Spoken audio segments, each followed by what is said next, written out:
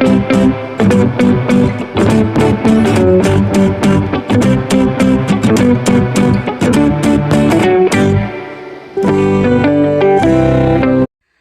Friends, എല്ലാവർക്കും സുഖമാണെന്ന് വിശ്വസിക്കുന്നു. ഇഷാൻസ് വേൾഡിൻ്റെ പുതിയൊരു വീഡിയോയിലേക്ക് എല്ലാവർക്കും സ്വാഗതം.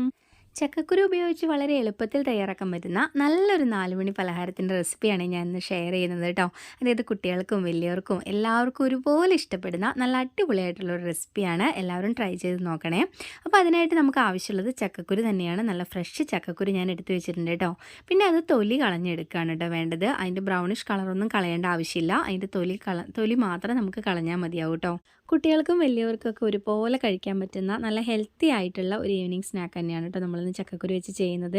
ഇത് ചുരണ്ടിയെടുക്കാൻ കുറച്ച് ബുദ്ധിമുട്ടുണ്ട് എന്നുള്ള കാരണം കൊണ്ട് പലരും ഇത് ചെയ്യാൻ മടിക്കുന്ന ആളുകളാണ് ഇന്നത്തെ കാലത്തുള്ളത്. പക്ഷേ നമ്മളത് കുറച്ച് റെഡിയാക്കി എടുക്കാൻ കുറച്ച് ബുദ്ധിമുട്ടിയാലും ഒരുപാട് ആരോഗ്യ ഗുണങ്ങളുള്ള ഒന്നാണ് ചക്കയും ചക്കക്കുരു എല്ലാം. നമുക്കറിയില്ലേ, പണ്ടത്തെ ആൾക്കാരുള്ള വീട്ടിലാണെന്നുണ്ടെങ്കിൽ അവർ ചക്കക്കുരൊക്കെ ഉണക്കി വെക്കും.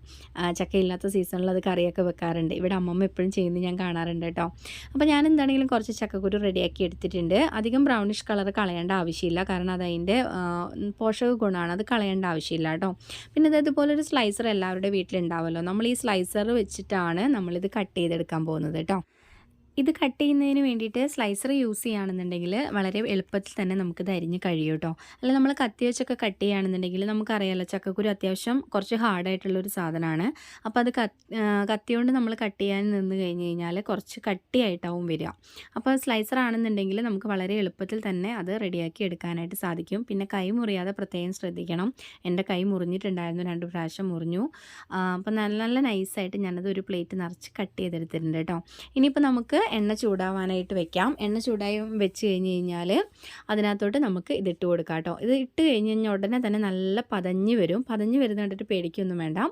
ആ പതഞ്ഞ് വരുന്നത് അത് അപ്പം തന്നെ താന്നങ്ങനെ പൊയ്ക്കോളൂ കേട്ടോ. പിന്നെ ഇത് നമ്മൾ മീഡിയം ഫ്ലെയിമിലൊന്നുമല്ല വെച്ച് ചെയ്യേണ്ടത്, ഹൈ ഫ്ലെയിമിൽ തന്നെ വെക്കുക. ഒറ്റ തീയിൽ തന്നെ അത് ആക്കിയെടുക്കുകയാണ് ചെയ്യേണ്ടത് കേട്ടോ. അത്യാവശ്യം നല്ലതുപോലെ ആയി കഴിയുന്ന സമയത്ത് നമ്മൾ അതിനകത്തോട്ട് ഇത്തിരി മഞ്ഞൾപ്പൊടിയും ഉപ്പും കൂടെ ഒരു തുള്ളി വെള്ളമാക്കി കലക്കിയിട്ട് അതിനകത്തേക്ക് ഒഴിച്ചു കൊടുക്കണം കേട്ടോ. നമ്മൾ ഉരുളക്കിഴങ്ങൊക്കെ വറക്കുന്നത് പോലെ ആദ്യമേ തിരുമ്മി വെക്കേണ്ട ആവശ്യമൊന്നുമില്ല. നമ്മൾ ആ എണ്ണയിലേക്ക് ഒഴിച്ചു കൊടുത്താൽ പിന്നെ നമ്മൾ അടുത്ത പ്രാവശ്യം ഇടുന്നുണ്ടെങ്കിൽ പിന്നെ നമുക്ക് പ്രത്യേകിച്ച് ഉപ്പൊന്നും ഇട്ട് കൊടുക്കേണ്ട ആവശ്യമില്ല കേട്ടോ.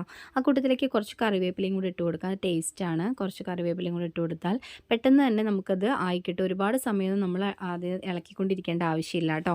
പിന്നെ നമുക്ക് നല്ലൊരു പാത്രത്തിലേക്ക് സെർവ് ചെയ്യാം. നല്ല അടിപൊളി ഡിഷാണ്. നല്ല ടേസ്റ്റിയാണ് കഴിക്കാൻ. നല്ല ക്രിസ്പിയാണ്. നല്ല എന്താ പറയുക, നമ്മൾ കായൊക്കെ വറുത്തെടുക്കില്ലേ, അതിനേക്കാളും ടേസ്റ്റാണ് കേട്ടോ. നിങ്ങൾ ഒരു വട്ടെങ്കിലും ഇത് ട്രൈ ചെയ്ത് നോക്കണം.